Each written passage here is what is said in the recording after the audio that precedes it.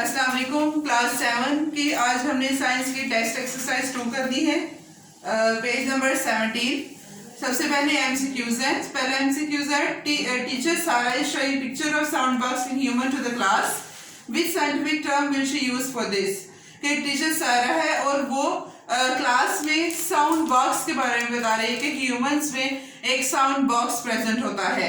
तो कौन सी टर्म वो साउंड बॉक्स के लिए हम यूज करेंगे? टंग, लेरिंक्स, फेरिंक्स और ट्रैकिया। तो इसमें टंग नहीं है क्योंकि टंग तो आपको पता है हम जुबान को कहते हैं, वो एक साइंटिफिक टर्म भी नहीं है। लेरिंक्स बी ऑप्शन, लेरिंक्स ठीक है क्योंकि लेरिंक्स को हम सेकंड नेम वॉइस बॉक्स भी देते हैं। आफ्टर फेरिंक्स, फेरिंक्स के बाद ग्लॉटिस और ग्लॉटिस के बाद फिर लेरिंक्स आता है जहां पे वोकल कॉर्ड्स प्रेजेंट होते हैं जो कि साउंड प्रोड्यूस करते हैं। Second MCQs, which of the following is an organ which help in respiration? इनमें से कौन सा ऑर्गन है जो रेस्पिरेशन में हेल्प आउट करता है? डायफ्राम। डायफ्राम आपको पता है जब हम रेस्पायर करते हैं, हम ब्रीथिंग करते हैं, तो उस दौरान हमारा जो डायफ्राम है वो हमारे लंग्स को ऊपर नीचे मूव करवा रहा है। तो डायफ्राम ए ऑप्शन इसका करेक्ट है। थर्ड एमसीक्यूज है, Amjad is drawing air sacs in lungs on a chart paper, what will he label it? कि अमजद चार्ट पेपर पर एयर सैक्स जो लंग्स में प्रेजेंट होते हैं उनको ड्रा कर रहा है, तो वो फिर क्या लेबलिंग करेगा, क्या नाम देगा एयर सैक्स को? Scientific name trachea? No, trachea क्योंकि रेस्पिरेटरी ट्यूब है। डायफ्राम, डायफ्राम भी नहीं है। डायफ्राम क्योंकि आपको पता है डोम शेप मस्कुलर ऑर्गन है जो कि लंग्स के नीचे प्रेजेंट होता है। ब्रोंक्यूल्स, ब्रोंक्यूल्स भी करेक्ट नहीं है क्योंकि ब्रोंक्यूल्स आपको पता है कि ट्यूब्स होती हैं, स्मॉल ट्यूब्स होती हैं, ब्रोंकाई छोटी छोटी ब्रांचेस में डिवाइड करते हैं लंग्स के अंदर जिनको हम ब्रोंक्यूल कहते हैं। डी ऑप्शन है alveoli. Alveoli is correct option. Alveoli को हम सेकंड नेम एयर सैक्स भी देते हैं। फोर्थ एमसीक्यू से, this is not a respiratory disease. इनमें से कौन सी है जो रेस्पिरेटरी डिसीज नहीं है? एस्थमा। एस्थमा के बारे में हमने पढ़ा, रेस्पिरेटरी डिसीज है जिनमें हमारे जो ब्रोंक्यूल्स हैं, जो ब्रोंकाई हैं, उनमें स्वेलिंग हो जाती है। अल्सर, अल्सर जो है एक स्टमक की बीमारी है। स्टमक अल्सर्स होते हैं जिनको डाइजेस्टिव ट्रैक्ट के डाइजेस्टिव सिस्टम की ये डिसीज है, तो ये करेक्ट नहीं है। Choose the leading cause of lung cancer from following. कि इनमें से बताना है कि जो लंग कैंसर का लीडिंग काज कौन सा है, मेन काज कौन सा है? Poor diet? No. Polluted air? Polluted air है, काज है, लेकिन लीडिंग काज नहीं है। लीडिंग काज लंग कैंसर का स्मोकिंग है, स्पेशली पैसिव स्मोकिंग। और पैसिव स्मोकिंग क्या होती है ये भी हमने पढ़ा था। Answer this questions briefly. पहला क्वेश्चन है, differentiate between larynx and pharynx. Larynx और फेरिंक्स के दरमियान में आपने डिफरेंशिएट करना है। तो लेरिंक्स आपको बताया था वॉइस बॉक्स है। फेरिंक्स जो है ये थ्रॉट, इसका सेकंड नेम हम फेरिंक्स को थ्रॉट दे सकते हैं।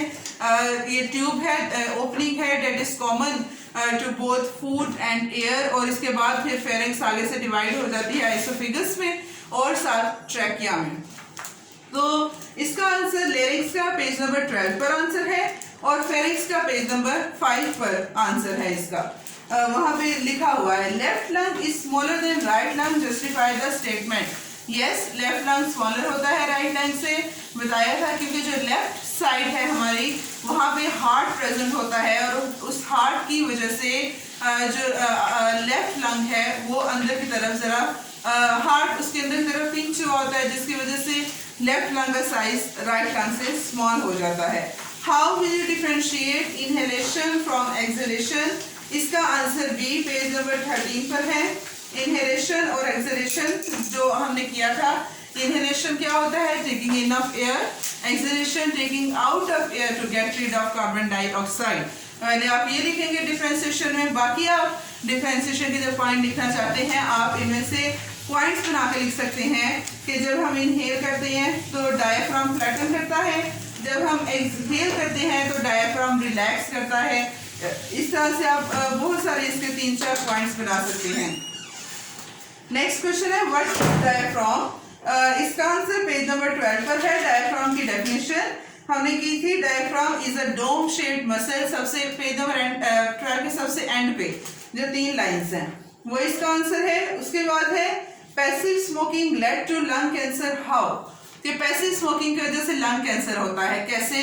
क्योंकि मैंने आपको बताया था कि पैसिव स्मोकिंग क्या होती है, स्मोकिंग फ्रॉम बर्निंग एंड, और एक्टिव स्मोकिंग क्या है, एक्टिव स्मोकिंग जो स्मोकिंग कर रहा है, मतलब जो दूसरे एंड से स्मोकिंग कर रहा है वहां पे फिल्टर लगा होता है जो कि केमिकल्स को फिल्टर करता है, लेकिन पैसिव स्मोकिंग जो इंसान कर रहा है, जो स्मोकर्स के साथ बैठा है, वहां पे एंड पे कोई फिल्टर नहीं लगा बर्निंग एंड पे, जिसकी वजह से जो जितने भी स्मोक में सिगरेट स्मोक में हार्मफुल केमिकल्स है वो सारे उस पर्सन तक पहुंच रहे होते हैं, जिसकी वजह से that is more harmful than active smoking, और उसकी वजह से लंग कैंसर होता है। क्योंकि मैंने आपको बताया था कि सिगरेट स्मोक में अबाउट 4000 केमिकल्स प्रेजेंट होते हैं, और उन 4000 केमिकल्स में 50 केमिकल्स ऐसे हैं जो कार्सिनोजेंस हैं, जो कैंसर काजिंग है, कैंसर काज करते हैं, डिफरेंट ऑर्गन्स का कैंसर काज करते हैं जहां जहां पे भी वो स्मोक पहुंचता है।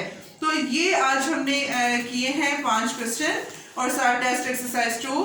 कल इंशाल्लाह हम रिव्यू एक्सरसाइज करेंगे। इससे रिलेटेड आपने ये बस 5 एमसीक्यूज हैं, 5 शॉर्ट हैं, ये इनफ नहीं है, आपने कोशिश करनी है कि आप ज्यादा से ज्यादा एमसीक्यूज और शॉर्ट आंसर्स बनाएं। Thank you so much.